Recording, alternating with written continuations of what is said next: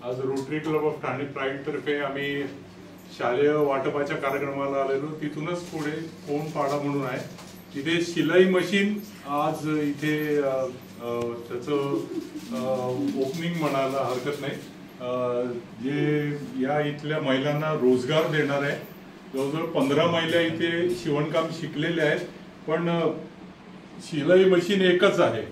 तर प्रत्येक रोटरी क्लबला आव्हान आहे की त्यांनी मॅक्झिमम डोनेट करून या 14ही महिलांना शिलाई मशीन मिळेल आणि त्यांना चांगला रोजगार उपलब्ध होईल.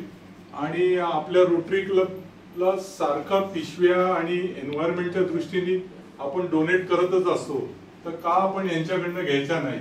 कारण ते सगळं फुलफिल होईल, याच्यामध्ये रोजगारही होईल आणि आपलं ग्रीन इनिशिएटिव्ह जी असते ती आपली फुलफिल होईल.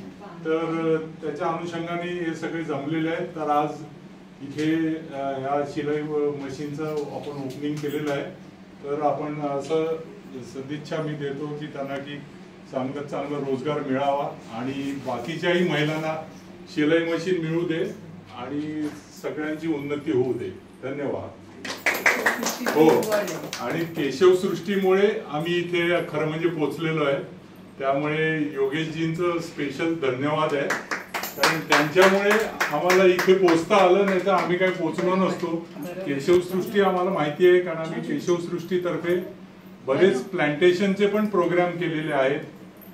कुडूस असेल, कोंडला असेल, वाडा असेल, आणि केशव सृष्टीला जवळजवळ 7-8 वर्ष झाली आम्ही कनेक्टेड आहोत आणि त्याच्या मार्फतच हे सगळं कार्यक्रम आम्ही राबवू शकतो.